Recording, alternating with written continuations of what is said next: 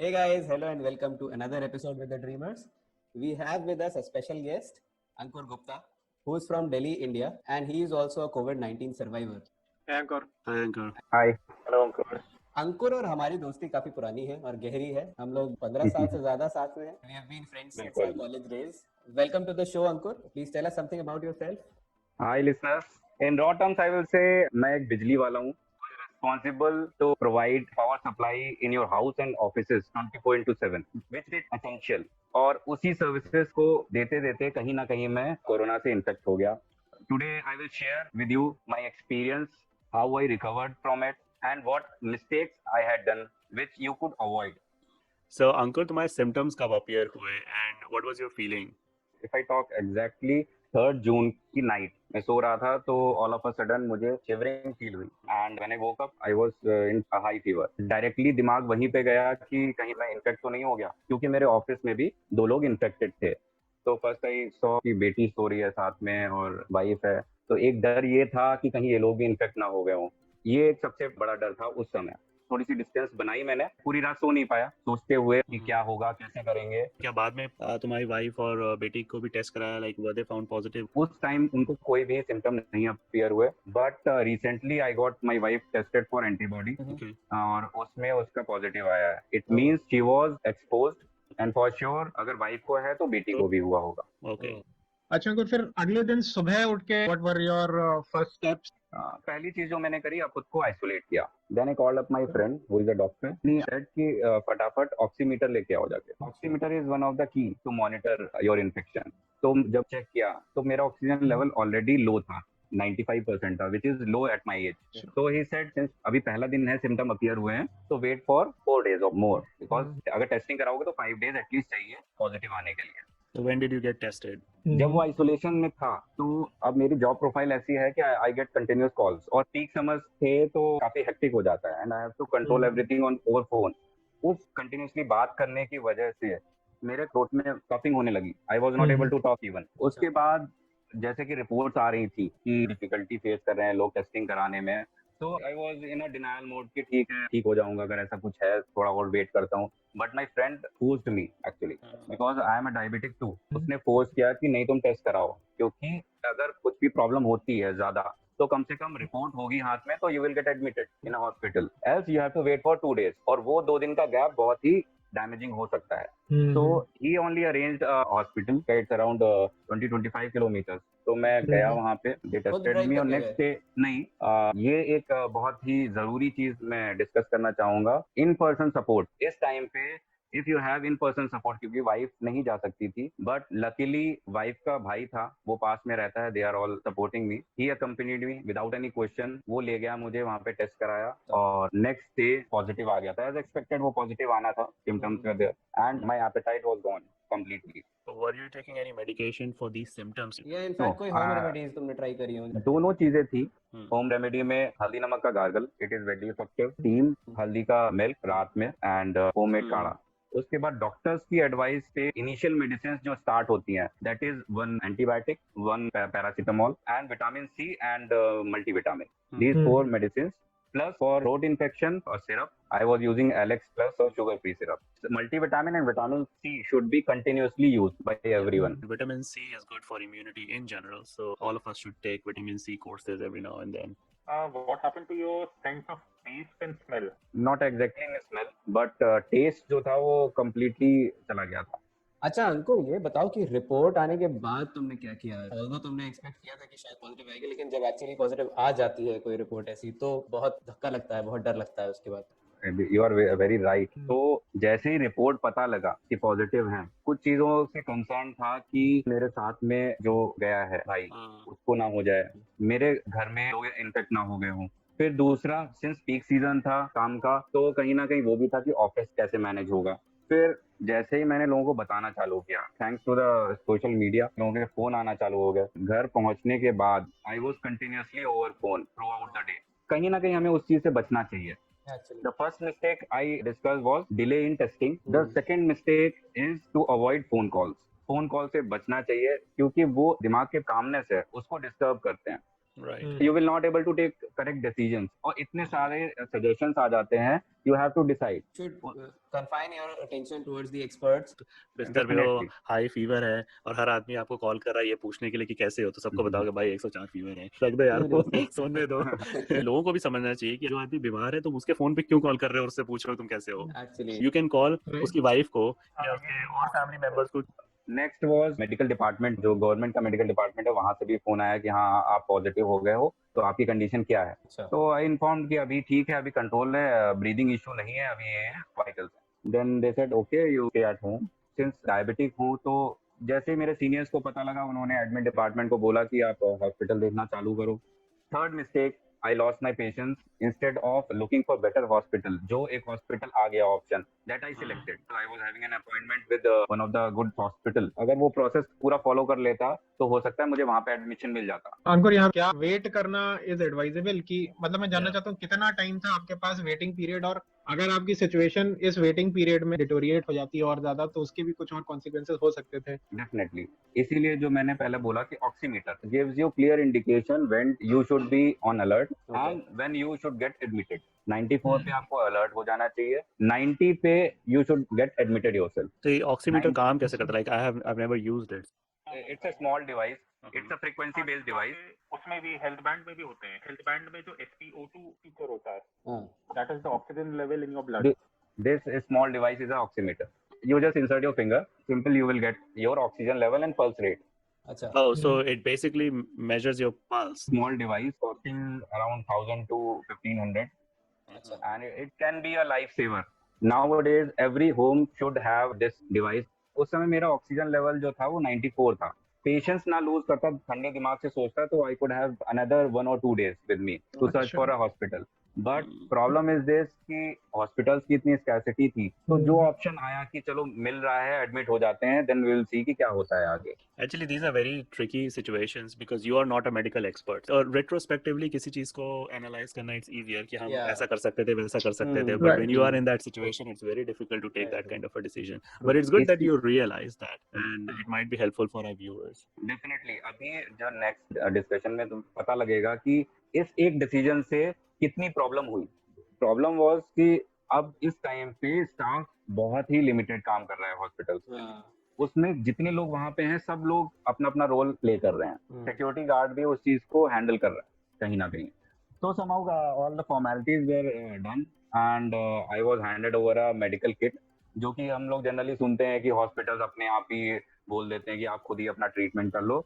तो वैसा ही कुछ था। जब वो मेडिकल किट दी, उसमें एक इलेक्ट्रिक केटल थी, एक स्टीमर था और कुछ मेडिसिन थी और एक थर्मोमीटर था। जैसे ही पता लगता है हॉस्पिटल को हाँ आप पॉजिटिव हो, आपको बिल्कुल आइसोलेट कर दिया जाता है। एक सिक्योरिटी वाले ने मुझे डायरेक्ट किया कि आप यहाँ से लिफ्ट में जाओ, सेकंड फ्लोर पे, वहां पे आपका वार्ड मिलेगा जिसमें आपका बेड होगा। कोई ऐसा हेल्प करने वाला नहीं था। तो मैं पहुंचा वहां पे, 10-12 peoples were lying in that ward. मैंने वेट किया कि कोई आएगा, देखेगा, ब्लैंकेट है वो देगा, क्योंकि एसी वेंट जो था वो मेरे बेड के पास ही था, तो काफी ज्यादा ठंड थी। मैं वेट किया, 1 घंटे 2 घंटे वेट हो गया। Then I went up to reception. I said कि कोई देखने आएगा, कुछ बताएगा मुझे, मैं करूँ क्या। अच्छा, तो डॉक्टर भी नहीं आए थे अभी तक? नहीं, डॉक्टर भी नहीं। फिर मैंने जब बोला थोड़ा सा, तो फिर एक आया वो ब्लैंकेट देने। अब सब लोग पीपी किट पहनते हैं, स्वीपर भी सेम पीपी किट पहनता है, डॉक्टर भी सेम पीपी किट पहनता है, तो you will not able to identify who is who. वो आ गया, ब्लैंकेट दे दिया। फिर मैंने बोला मुझे भूख भी लग रही है, तो सेड अच्छा आपको खाना भी नहीं मिला। फिर उसने मुझे एक खाने की प्लेट ला के दे दी, विच वॉज बिल्कुल ठंडा। फिर एक स्टाफ आया, उसने थोड़ा वाइटल्स चेक करे मेरे एंड सेड कि ये आपको मेडिसिन ऐसे से खानी है और आप अपने आप स्टीम लेंगे, वाइटल्स अपने चेक करते रहेंगे थर्मोमीटर से और हमें बताएंगे जब हम लोग आएंगे। फिर next day I went to the toilet, it was very dirty. तो आई सेड मतलब स्टाफ है, मैंने कहा टॉयलेट्स तो कम से कम आप साफ रखो, ये इतना जरूरी है, इसमें हाइजीन मेंटेन करना बहुत जरूरी है। देन उसके बाद क्या हुआ कि आई वाज टेकिंग स्टीमर में कुछ फ्लैश हुआ and circuit trip. Then I went up, क्योंकि सर्किट ट्रिप हो गया है, 2 घंटे हो गए, 3 घंटे हो गए, कोई नहीं आया। और पैरेलली मेरी वाटर बॉटल्स भी खत्म हो गई थी। तो ये सुबह की बात है, मतलब 11-12 बजे की बात है। और मैं शाम तक बोलता रहा कि पानी चाहिए, पानी चाहिए। शाम तक 5-6 बजे तक भी कोई पानी देने नहीं आया। It was a multi speciality hospital. उस हॉस्पिटल की कंडीशन बता रहा हूँ। This is in Delhi. Then I called up my wife कि यार यहाँ पे ऐसी दिक्कत है। फॉर्चुनेटली एक हॉस्पिटल जो थोड़ा सा नोन था, वहाँ पे स्टाफ, छोटा हॉस्पिटल था घर के पास, फिर उन्होंने कंफर्म कर दिया। Then I asked to start proceeding for discharging. इसमें भी एक क्लॉज है कि it is illegal to discharge a positive patient. उसको कवर अप करने के लिए जिस हॉस्पिटल में आप जा रहे हैं शुड गिव अ डिक्लेरेशन कि ये हमारे पास आ रहा है। तो थोड़ा सा डिले हुआ डिस्चार्ज में इसको लेकर, and finally I got discharge. एक एम्बुलेंस खड़ी थी जो कि फैमिली मेंबर्स ने कॉल की थी। एम्बुलेंस भी आपको खुद मैनेज करना है। हर एक चीज में, हर एक स्टेप में आपको इन पर्सन सपोर्ट चाहिए होगा, वरना you will not able to manage. जो गवर्नमेंट है, जो स्टैब्लिशमेंट है हॉस्पिटल्स, इनका बहुत मिनिमल रोल है एक तरह से। और फॉर्मेलिटीज जो हैं इस केस में बहुत ज्यादा हैं, अच्छा, बिकॉज क्या hospital have to coordinate with government. Online registration होता है, सारा चीजें, तो you have to keep in mind कि 1 से 2 घंटे लगेंगे ही लगेंगे किसी भी हॉस्पिटल में एडमिट या डिस्चार्ज होने के टाइम पे।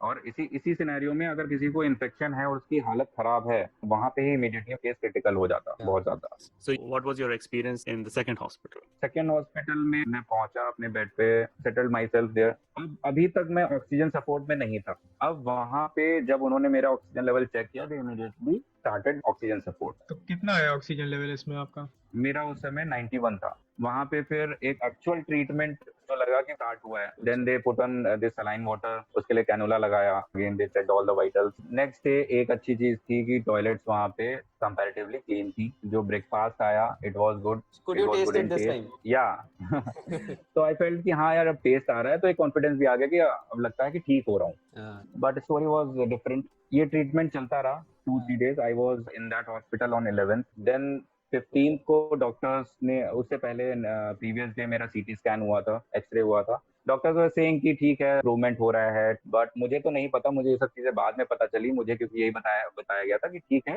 We are just shifting to another hospital. मैं फिर पैनिक हो गया। मैंने वाइफ को फोन किया कि क्यों शिफ्ट कर रहे हैं, यहाँ पे ठीक तो चल रहा है, ऐसा कुछ दिक्कत नहीं हो रही है। तो बोला कि एक बेटर हॉस्पिटल मिल गया तो वहां पे शिफ्ट कर जाते हैं। बट प्रॉब्लम वाज दैट कि मेरे 50% लंग्स इन्फेक्ट कर चुके थे तब तक, और आई was in a critical state. Doctors ने यहाँ पे मुझे प्लाज्मा के लिए रेकमेंड कर दिया था। अब तीसरे हॉस्पिटल की जर्नी स्टार्ट होती है। अगेन सारा प्रोसेस हुआ वहाँ पे। अच्छा अंकुर, यहाँ पे एक पहले हॉस्पिटल से तीसरे हॉस्पिटल तक मतलब कितना टाइम निकल चुका है ये? 10th को मैं पहले हॉस्पिटल गया था एंड 15 को थर्ड हॉस्पिटल में पहुंच गया था। प्रॉब्लम ये थी कि मैं 1 सेकेंड भी विदाउट ऑक्सीजन रह नहीं सकता था। इमीडिएटली मेरी जो हार्ट रेट थी वो अराउंड 140 पहुंच जाती थी। आई स्टार्ट शिवरिंग, और मेरे म्यूकस था उसमें ब्लड क्लॉट भी आना चालू हो गए थे। तो वो भी आपको डराता है कि हो क्या रहा है। इवन एक फ्रेंड से मैंने बोला कि यार मुझे बताया नहीं जा रहा, कुछ ज्यादा दिक्कत हो रही है। उसने कहा नहीं नहीं चीजें ठीक है, तुम बस हॉस्पिटल में शिफ्ट कर रहे हैं। फिर मैं हॉस्पिटल से डिस्चार्ज हुआ। डिस्चार्ज होकर बाहर निकला, बाहर फिर से एम्बुलेंस खड़ी थी। This time it was a better one with paramedical staff and life support. और कुछ मेरे रिलेटिव्स थे क्लोज, दे वर स्टैंडिंग और काफी वरीड दिखाई पड़ रहे थे। दे वर आल्सो क्राइंग, क्योंकि मैं बहुत ही वीक हो चुका था उस समय। इवन मैं अपने पैरों पे इजीली खड़ा नहीं हो पा रहा था। Then I reach that hospital. Again वहाँ पे फॉर्मेलिटीज। ऑलमोस्ट मैं 1 घंटे तक मैंने उसमें एम्बुलेंस में वेट किया। Then I entered the hospital. वो भी एक ऐसे पेशेंट्स को ना एंट्री भी बना रखते हैं डिफरेंट, नॉर्मल एंट्री से नहीं ले जाते हैं, एक तरीके से बैक डोर एंट्री कह लो आप। So Ankur, we came across reports of some hospitals are charging 50 amount. और ऐसा भी सुना है कि एडमिशन देने से पहले वो कहते हैं कि नहीं आप इतने पैसे जमा करिए। Exactly. Deposit is one thing. Deposit कोई भी, कभी भी आप हॉस्पिटल में एडमिट होने जाते हो तो एक सर्टेन डेज का वो डिपॉजिट लेते ही लेते हैं। तो वो लास्ट हॉस्पिटल का इट वाज 2 लाख। लकीली ये सब चीजें गवर्नमेंट के इंटरवेंशन से कम हुई है। रेट्स पे कैप लग गया और डिपॉजिट्स भी कम हो गए। उसके बाद ट्रीटमेंट की बात करें तो treatment oxygen therapy, steroid and मेरा जो last hospital I miss that, जो शुगर थी वो 450 पहुंच गई थी लेवल पे, जो कि 140 की रेंज में होनी चाहिए रैंडम शुगर। वो एक चीज कॉम्प्लिकेट कर रही थी। तो इंसुलिन स्टार्ट हो चुकी थी एंड ब्लड थिनर, क्योंकि कुछ स्पेसिफिक ब्लड ग्रुप्स के साथ में ऐसा होता है कि ब्लड क्लॉट्स बनते हैं। तो उसको अवॉइड करने के लिए they were giving me blood thinner. 3 बार इंसुलिन, 2 टाइम्स ब्लड थिनर देते थे। उसके अलावा जो सलाइन वाटर के साथ सारी चीजें इंजेक्टेबल थी, कोई टैबलेट्स नहीं थी। What benefit you get when you are admitted in a good hospital? आपका स्टाफ का जो सपोर्ट है, जो एक्सपर्टाइज है उनकी। Like I went to my bed, immediately मेरे पास स्टाफ आ गया, एक सीनियर डॉक्टर आ गया। उसने मुझे सारा चेक किया, ब्रीफ किया कि क्या प्रॉब्लम है, अभी ऐसे परेशान मत हो, सब कुछ ठीक हो जाएगा। मैं जबकि क्रिटिकल था, दे वर नोइंग, बट मुझे नहीं बता रहे थे कुछ भी। उन्होंने बस ये कहा कि we will give lot of ventilator tomorrow, important thing is कि अब मैं थोड़ा सा सेफ फील कर रहा था। फिर कुछ 2-3 घंटे के बाद एक अराउंड 60-65 एज पर्सन को वो लाए मेरे बेड के साथ में ही उन्होंने केस किया, तो ही वाज वाइब्रेटिंग, तो पता किया तो he was on NIV. NIV is non invasive ventilator, तो वो फर्स्ट स्टेज ऑफ वेंटिलेटर होती है। ही वाज नॉट कॉन्शियस और कंडीशन देख के ही पता लग रहा था ही इज वेरी क्रिटिकल। 3 बजे के आसपास मेरी आंख खुली, सारे लोग भाग रहे थे, उनके कुछ वाइटल्स गड़बड़ हो रहे थे बहुत ज्यादा। Then they immediately operated, ventilator भी दिया गया उनको और ऑपरेट भी किया गया। तो आई वाज सीइंग कि वेंटिलेटर देते कैसे हैं एक्चुअली। तो उसमें क्या है, एक नेक के पास में आपको कट लगाते हैं और वो इसलिए लगाते हैं ताकि जो आपको काफी ज्यादा मेडिसिन देनी होती है तो फिर वो उसके थ्रू देते हैं। और दूसरी चीज जो मैंने देखी, बड़े बड़े सिरिंजेस से उनके लंग्स के अंदर से ब्लड निकाल रहे थे। फिर वेंटिलेटर लगाया गया, वो भी बहुत ही कॉम्प्लिकेटेड प्रोसेस है, आई कांट एक्सप्लेन। उसमें आपका पूरा माउथ ओपन करके फिर उसमें कुछ कुछ चीजें डाली जाती हैं। स्केरी था वो सीन। मैंने उनसे पूछा कि क्या, क्योंकि मुझे भी वेंटिलेटर के लिए बोल रहे हैं तो यही प्रोसीजर मेरे साथ भी होगा। तो उन्होंने नहीं, तुम इतना क्रिटिकल नहीं हो, तुम्हारे साथ ऐसी चीज ये नहीं होगा। मैं यहीं पे ऐड करूंगा एक चीज, जो हम लोग लगता है ना कि हम तो नेचुरली ब्रीथ कर रहे हैं, ब्रेथलेसनेस होती क्या है वो फील करा। आपका दिमाग उस समय हिल जाता है बिल्कुल, आपकी हार्ट रेट बढ़ जाती है, एक कंफ्यूजन की स्टेट आ जाती है दिमाग में। जैसे ही आपका 90 ऑक्सीजन लेवल पहुंचता है, आपको कंफ्यूजन फील होने लगेगी, आपको समझ नहीं आएगी आप कर क्या रहे हो। काफी पैनिक इंड्यूसिंग होता होगा काफी। हाँ, वैसे हम अगर अपनी सांस रोके तो we will able to hold it for 45 और 1 मिनट, लेकिन हमें नहीं पता कि सांस आएगी या नहीं आएगी दोबारा, तब वो पैनिक सिचुएशन आती है। अब एक फील आ रहा था कि हाँ, डॉक्टर भी कह रहे थे इम्प्रूव हो रहा है और वाइटल्स भी मुझे दिख रहे थे कि इम्प्रूव हो रहा है। This was 17 2 days after you got admitted. एक पॉजिटिव फीलिंग आने लगी थी फिर वहां पे, लेकिन भूख बहुत ज्यादा लग रही थी और बहुत ही लिमिटेड खाना मिलता था। जो डाइट थी मेरी वो सॉफ्ट डाइट थी, बिकॉज आई वाज डायबिटिक, तो उसमें प्रोटीन जरूर होता था। अब 8:30 आपने ब्रेकफास्ट कर लिया, then they give you lunch at around 12:30 और इनका ये था कि आप लिक्विड पियो, जितना पानी पी सकते हो उतना पियो। फिर 6:30 अराउंड डिनर आ जाता था। अब अराउंड 11-12 फिर से भूख लगना स्टार्ट हो जाती थी। घर से मैंने बिस्किट्स मंगवा लिए थे। So you were allowed all these things कि आप घर से कुछ मंगवा सकते हो, कोई आपको विजिट करने आ सकता है? नहीं, विजिट करने नहीं आ सकता कोई। सिस्टर जो थी, सारे लोग ऐसे इतना ज्यादा कंसर्न थे, वो डेली आके हॉस्पिटल आके पता करना चाहते थे कि क्या हो रहा है एग्जैक्टली। तो जो मुझे जरूरत होता था, वो ससुराल का प्यार भी था तो आता था। Nice. क्या बात है, क्या बात है। Then on 19th I guess, doctor ने कहा कि अब ऑक्सीजन हटाओ, आई हैव टू मॉनिटर। मेरी ऑक्सीजन 84 तक ड्रॉप हुई, 84 से नीचे नहीं गई। अब slowly what they were doing, जैसे जैसे आप इम्प्रूव कर रहे होते हैं, दे वांट कि यू हील नेचुरली, तो धीरे धीरे ऑक्सीजन का जो परसेंटेज है कम करते जाते हैं। देन एक दिन मैंने मैनेज किया, ठीक लगा। फिर नेक्स्ट डे वो आए, उन्होंने कहा कि ऑक्सीजन हटा दो और थोड़ा सा मूवमेंट स्टार्ट करो। मैं प्रॉब्लम तो फेस कर ही रहा था सुबह, तो मैं तो बहुत खुश हो गया। मैंने कहा चलो आजादी मिली, क्योंकि एक मेरे ऑक्सीजन लेवल मेजर करने के लिए एक लगा रहता था डिवाइस, और ईसीजी पर मैं कंटिन्यूअसली होती थी, बीपी की मशीन लगी रहती थी, तो इतने सारे पाइप और वायर्स लगे होते थे ना, आप हिल भी नहीं पाते थे। फिर उसके बाद नेक्स्ट डे से ठीक है, लड़का तो सकता है। मैंने बोल दिया स्टाफ को कि मैं जा रहा हूँ टॉयलेट, दरवाजे खुले हैं, अगर कुछ हो जाए तो उठा लेना आके। This continued for 2 days in that ICU. After that, on 20th, they shifted me into a private room. अच्छा, तो इस टाइम पे कितना ऑक्सीजन आ चुका था लेवल? 95-96 था। और ये सब चीजें बहुत ही जल्दी होती हैं, जो ड्रॉप आएगा ना बहुत जल्दी आएगा। जैसे शाम को मैंने I have seen one of my relative, उनका शाम को 89 था और मॉर्निंग होते होते 70s में पहुंच गया। तो on 22nd evening they said कि आपको डिस्चार्ज करना है। देन आई आस्क्ड कि क्या मेरे नेगेटिव टेस्ट नहीं होगा। दे सेड कि आपको टाइम हो गया है काफी, इट वाज ऑलमोस्ट 21 डेज, अब आपका टेस्ट नहीं होगा, आपको ऐसे ही डिस्चार्ज किया जाएगा। फिर वो नेक्स्ट डे प्रोसेस स्टार्ट हुआ। मैं 4 या 5 बजे के आसपास डिस्चार्ज हो पाया था। फॉर्चुनेटली जो सपोर्ट था मेरे पास, उसकी वजह से कहीं ना कहीं मैं बच पाया। इन पर्सन का इस केस में बहुत ज्यादा जरूरत है, क्योंकि आप अपने आप खुद कुछ नहीं कर सकते, और डर यही होता है कि जो आदमी साथ में जाएगा ही कैन गेट इन्फेक्टेड, वो इन्फेक्ट होके घर जाएगा, फिर वो किसी और को इन्फेक्ट करेगा। So your brother-in-law, did he get infected? Yes, he was infected. वो हमें बाद में पता चला, रिसेंटली मैंने एंटीबॉडी टेस्ट जो कराया था, he was asymptomatic and but he was exposed to that. बचना बहुत मुश्किल है, बहुत ही ज्यादा कंटेजियस है ये virus. I would like to add here कि इस हॉस्पिटल में like ICU के अंदर बेड मिलना was also not very easy. It was through a connection that Ankur had, जिसकी वजह से वो बेड मिला। डॉक्टर ने, जब मैं यहाँ पे पहुंचा था 3rd हॉस्पिटल में, तो उन्होंने सिंपल फैमिली से यही बोला था कि आप लोग लेट हो गए हो, देखते हैं क्या करा जा सकता है। तो it was a panic situation, everybody was praying like anything, और मतलब they all want me back. Office में भी मुझे पूरा सपोर्ट मिला। मेरे boss continuously he was in touch with my family. Same was with my one of my mentor, he is a very senior member. He continuously was trying to boost my confidence. भले वो in person नहीं था but they were over phone every time. तो family, friends and office तीनों तरफ से मुझे पूरा सपोर्ट मिला, विच हेल्प मी कि मुझे उस चीज की टेंशन नहीं कि मेरी वाइफ कहाँ पे होगी, मेरी बच्ची कहाँ पे होगी। दे वर ऑल सेफ। Right. तो मेरी एक वन ऑफ द एडवाइस है कि you should look out for the support system you have in the city you are living. Because कोई भी अपनी फैमिली को रिस्क नहीं करना चाहता। लोगों के बिहेवियर चेंज हो जाते हैं। दे से कि हाँ कोई दिक्कत हो तो बताना, बट दिक्कत आ गई है अब आपको करना है, तो लोग will not come forward easily. तो fortunately I was having a good support which saved me. Because you had an underlying condition of diabetes. That was the reason that you got so flared up. So अगर आप diabetic हो तो probably this is the time for you to take care of your diabetes first, because in case if you get infected, at least it will not get as complicated as when your diabetes is not in control. And I think this is for any other underlying condition. Be on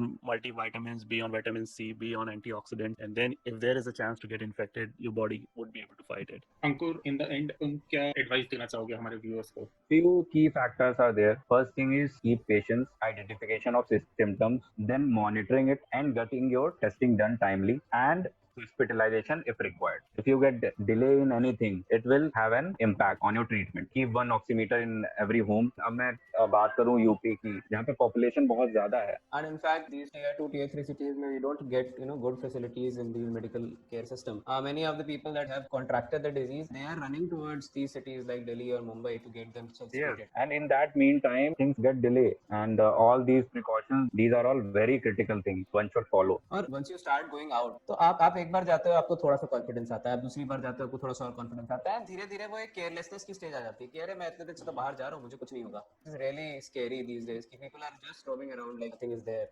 Overconfidence इसमें मार सकता है. Listening to your story, मुझे ये लग रहा है कि जो यहाँ पे अमेरिका में स्पेशली बहुत सारे लोग हैं जिसको होक्स मानते हैं, उनके हिसाब से it is a propaganda distributed by the government and the pharmaceutical industry that want to build vaccine. ऐसे लोगों को मतलब देशी भाषा में क्या समझाना चाहिए? बस यही बोल सकता हूँ कि मैंने मरते हुए देखा है लोगों को. मैंने हम्म.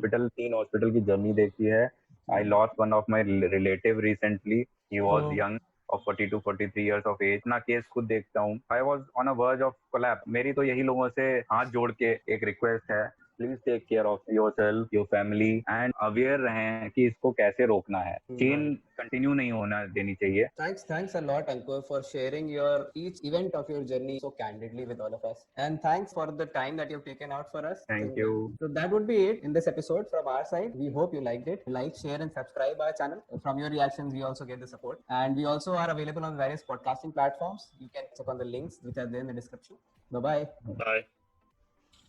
प्रणाम. खुश रहो.